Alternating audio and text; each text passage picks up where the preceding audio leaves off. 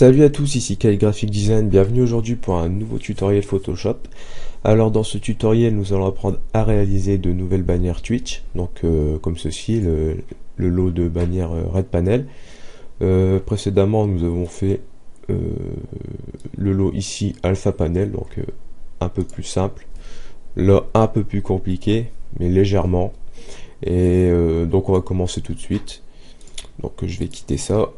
On ouvre un fichier Photoshop, plutôt, on fait fichier nouveau, hop, on met donc 320 de largeur avec 90 de hauteur et le reste en pixels, et 8 bits RGB.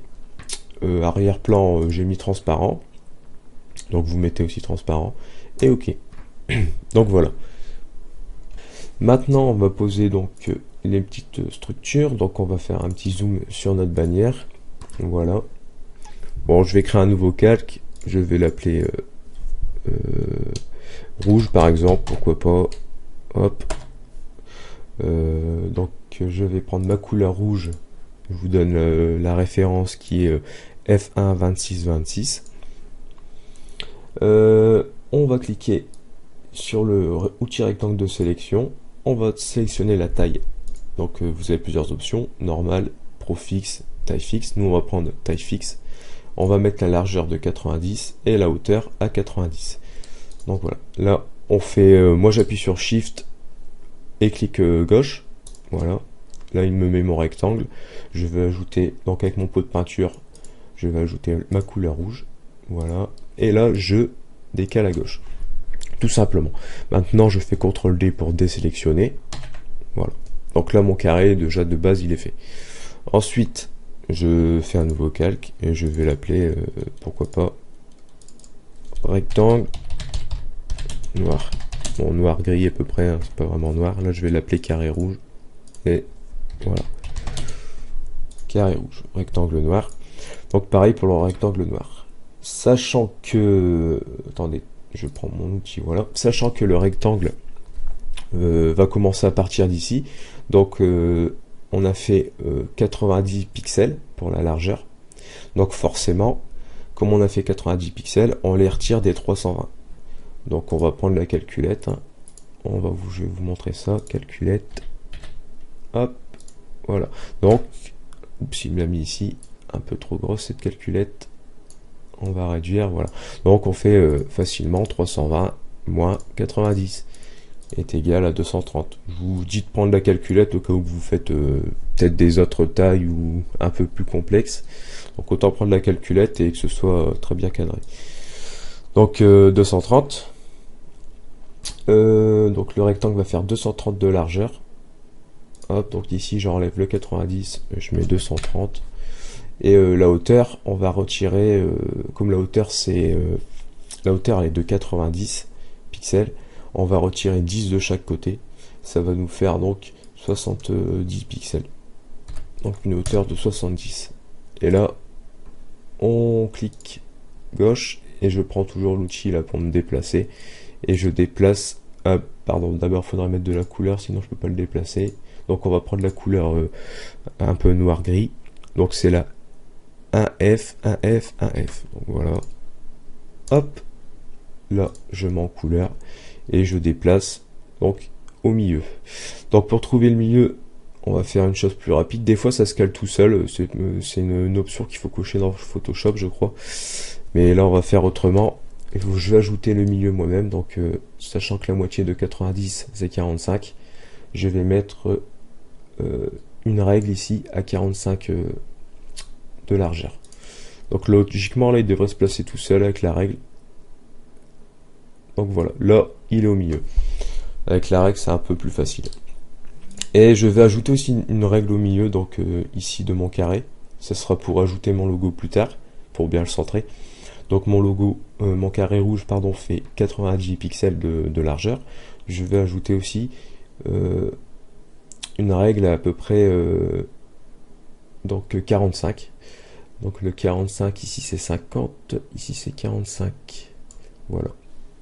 Donc là c'est mon milieu de mon carré rouge et je vais aussi pourquoi pas ajouter le milieu aussi de mon rectangle noir, pourquoi pas. Donc si je me trompe pas, c'était 230. Donc 230 divisé par 2, ça fait 115. Donc hop, je vais le mettre à 115. Hop, par ici, toi.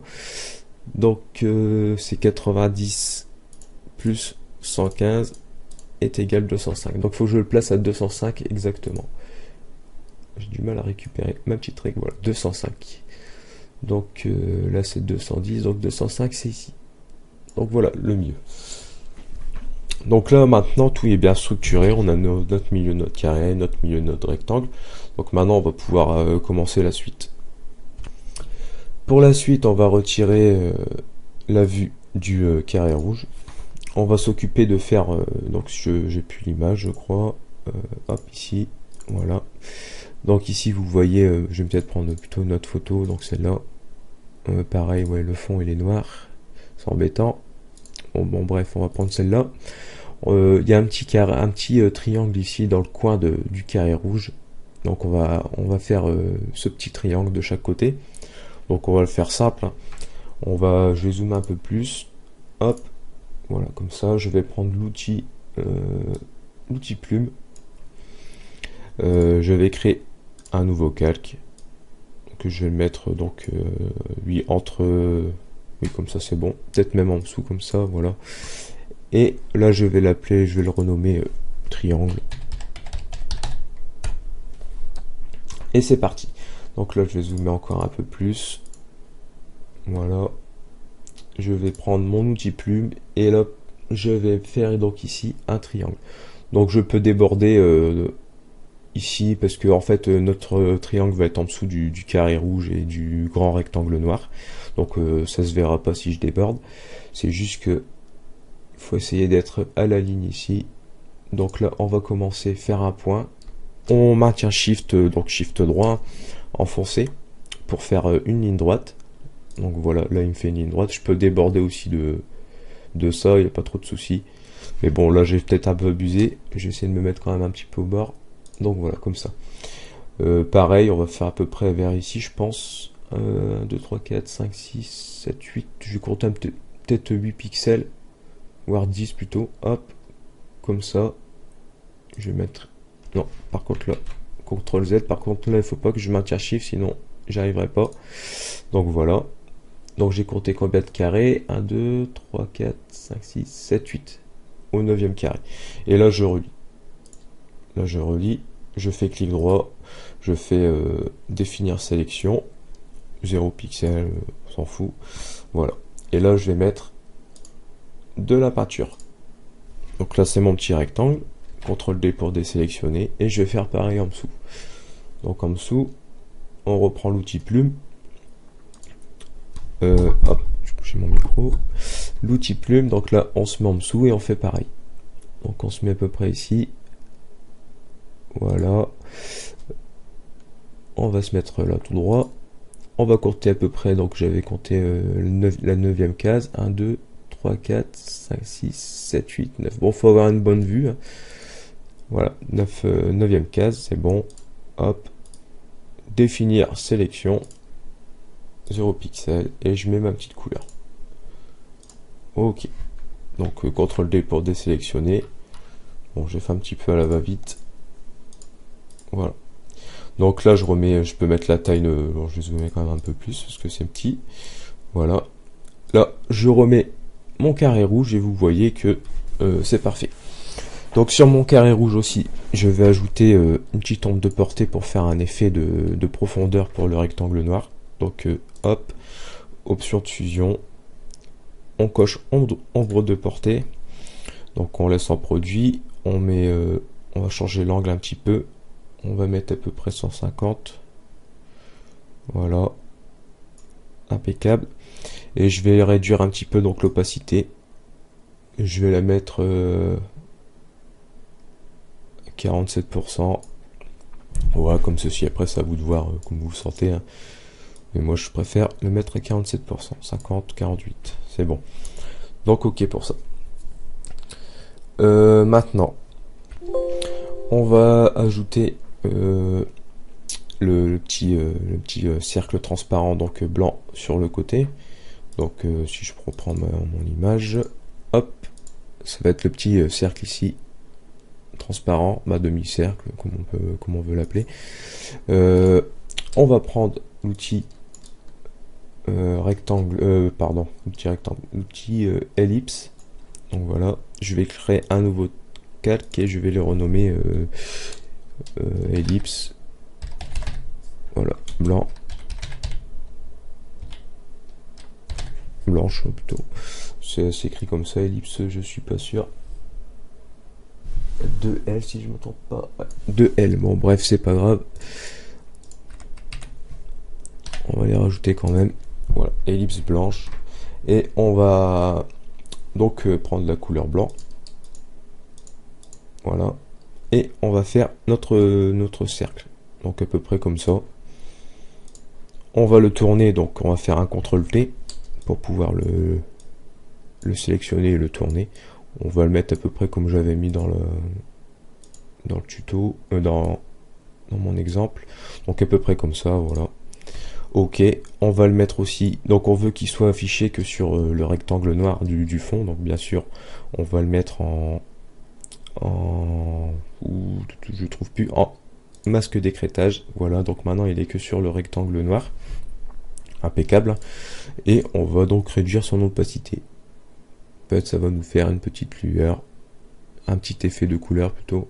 Donc on va pas mettre trop fort, 5 pixels, je trouve que c'est bien, ou un peu plus.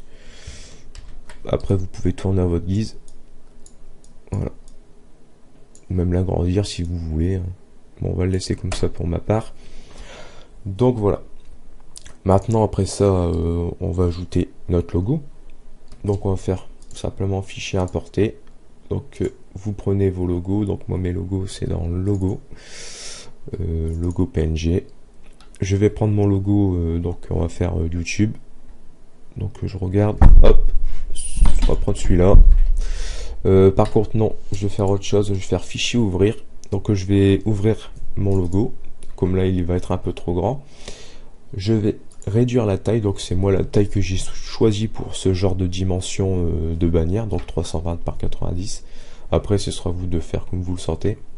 Mais je vous montre en même temps comment modifier une taille d'une image. Donc là on a ouvert notre logo dans un nouveau document. On fait image, taille de l'image. Je vais mettre 64 pixels. 64 par 64. Il le met automatiquement en bas parce que j'ai mis conserver les proportions. Donc là je fais OK. Pour sélectionner mon image, je fais CTRL A. Donc là il sélectionne toute mon image. Je fais CTRL X pour la couper. Je reviens sur ma bannière, je fais CTRL V. Voilà, là il me la met sur ma bannière. Et moi, par contre, il me l'a mis en dessous de mon carré. Par contre, je vais le mettre au-dessus de mon carré. Et je vais le mettre ici, donc au milieu. Là, il se calque automatiquement parce que j'ai mis des règles. Par contre, tout à l'heure, j'ai créé un document en fait qui a servi à rien parce que quand on crée une ellipse, ça nous crée une forme et pas un calque. Autant pour moi. Donc je reviens où j'étais, donc à mon logo. Donc là, je vais écrire logo YouTube. Hop. Et je vais incruster la couleur de ma bannière pour que ce soit à peu près pour que les couleurs s'assemblent. Donc on va faire option de fusion, incruster couleur. Je clique ici, je prends la couleur de ma bannière. Hop. OK. Et impeccable. Donc là, c'est la même couleur. Par contre, je regarde juste, c'était pas un 7. Ah oui, j'ai l'impression que ma couleur de bannière n'est pas comme dans mon tuto. Donc je regarde ça. Je vais peut-être modifier un petit peu cette couleur. Elle me paraît trop claire, donc je vais faire 1,7, 1,7. C'était 1A, il me semble. Voilà. Donc en principe, oui, voilà, c'était plutôt ça la couleur, parce que là ça me semble que c'est un peu trop gris, donc je vais vous la montrer. Donc c'est 1,7, 1,7, 1A. C'était pas je sais plus ce que j'ai dit tout à l'heure, mais c'était pas celle-là. Donc pareil pour le logo, je vais la rechanger car j'aime pas trop le gris là qui m'a mis. Hop, voilà, merci. Donc là c'est bon, donc là c'est centré. Après vous pouvez, si vous mettons, je peux la baisser un tout petit peu aussi, Ça dépend, ça dépendra un peu des logos. Certains logos, on est un petit peu obligé de le faire à la main parce que, bah, je vais vous montrer juste un exemple. Hein. Si j'apporte celui-là, c'était lequel celui-là, mettons. Si je voulais l'importer pour centrer un logo comme ça, c'était un peu compliqué vu qu'il est en trois, comme s'il était un petit peu en trois dimensions, trois surfaces. C'était un petit peu compliqué de le centrer, donc j'ai dû le faire à la main celui-là. Mais celui-là, il est très simple, donc ça se centre tout seul. Après le logo, on va passer à la typo. Donc là, on prend notre outil texte. Donc je vais regarder c'est quoi ma typo. Donc là, je vais la mettre en blanc. En rouge, comme le carré en fait. Voilà. YouTube, je vais écrire. Bon, celle-là, elle est dégueulasse. Donc on va... Hop. On va changer ça. Je sais plus laquelle que j'avais mis. Ça va être un peu embêtant parce que j'en ai tellement. Je vais regarder dans mon ancien PSD. Donc hop, ça va aller plus vite. Donc la typo c'est nanana, elle est où? Voilà, c'était la Oswald. Oswald, ok. Ok. Non. Hop. Donc on va prendre la Oswald. Voilà. Mais si je me trompe pas, il y en a plusieurs. Hop. C'était la deuxième. Donc voilà. Impeccable. Excusez-moi de la petite perte de temps, mais j'avais carrément zappé de préparer ma typo. Voilà. Donc là, je vais réduire bien sûr la taille, parce que là, c'est un peu trop grand. On va mettre peut-être un peu comme ceci. Bon, à peu près. On va donc centrer au milieu. Là, je le fais un petit peu à la main. Donc voilà. Là, la typo, c'est fait. On va lui ajouter un petit effet d'ombre de portée. Vraiment allégé. Hein. Pas que ce soit trop abusé. Que je pense comme ceci, ça passe. Voilà, on réduit juste un peu l'opacité. Hop, on centre. Et en principe, c'est bon. Donc là, maintenant, je vais enlever mes règles. Donc le raccourci, c'est CTRL et les deux petits points. Ça enlève tout de suite. Et vous pouvez le remettre. Vous voyez, comme vous voulez. Hop, je vais faire un dézoom arrière. Et donc la bannière, elle est faite. Donc je pense que le tuto est terminé. Ah oui, pardon, j'avais oublié une petite chose. Si vous voulez donc grouper, mais c'était dans le premier tuto aussi, hein, si vous voulez grouper, ça on peut le supprimer, il sert à rien. Si vous voulez grouper tout le lot d'objets, vous sélectionnez tout. Donc avec Shift, vous prenez le premier jusqu'au dernier et vous faites CTRL-G. Voilà, et là vous l'appelez YouTube. Et admettons que vous voulez faire donc pour les autres bannières, vous faites juste dupliquer le groupe, hop, vous le renommez, mettons Twitter, et après vous n'avez plus qu'à changer. Donc bien sûr vous cachez celui-là et vous n'avez plus qu'à changer le logo, la typo et le reste vous pouvez laisser, juste le logo et la typo et ainsi de suite. Donc là je vais pas vous le montrer, mais voilà.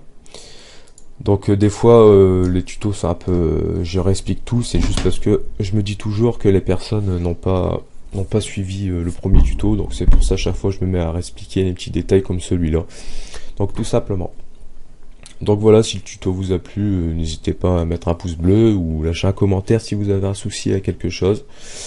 Et voilà. Donc je vais vous présenter aussi mon site internet que j'ai fait. Donc là c'est mon site page d'accueil, là ça regroupe mes tutos Photoshop, là ça regroupe mes tutos HTML, et là ça regroupe donc les bannières que j'ai faites. Donc là vous pouvez voir la dernière, c'est celle-ci, c'est téléchargeable gratuit. Celle pareil, gratuit, tout y est gratuit, et ça c'était le premier tuto. Donc là j'ai pas fait tuto là-dessus, peut-être que j'en ferai un troisième si ça vous intéresse. Donc voilà, c'était une petite présentation. Et sinon je vous dis au prochain tuto. Ciao.